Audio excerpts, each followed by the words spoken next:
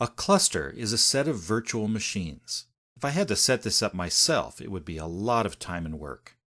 Instead, I'll use the Windows Azure portal to create and configure a new Hadoop cluster in just minutes. Click HDInsight to see the clusters I already have and their status. No surprise, I have 0 clusters. Click New Quick Create. I name my cluster Cluster for Tutorial. The DNS name I assign will determine the address for the cluster in the Azure HDInsight.net domain. I've specified Cluster for Tutorial, so the address of my cluster is http://clusterfortutorial.azurehdinsight.net. 4 nodes is more than enough for now. The price varies according to the number of nodes I select, so I only select the number I need. If my needs change, I can add more or even subtract some.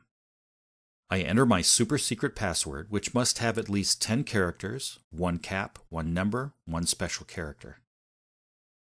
As I mentioned earlier, I want my cluster and my storage in the same data center. This is where I'll run my jobs and store the data I analyze in HDInsight. Keep in mind that once a storage account is chosen, it cannot be changed. If the HDInsight cluster is removed, the cluster will no longer be available, but the data will be safe in your Windows Azure storage account.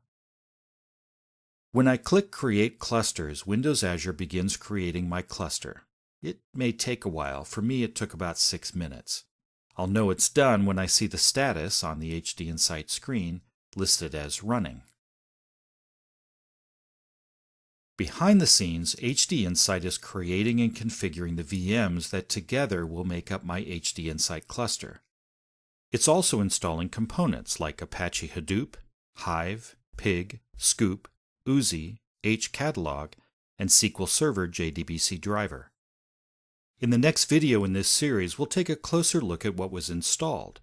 We'll also take a tour of the HDInsight dashboard, review ways to interact with our cluster, and run our first job. Please visit windowsazure.com for more information.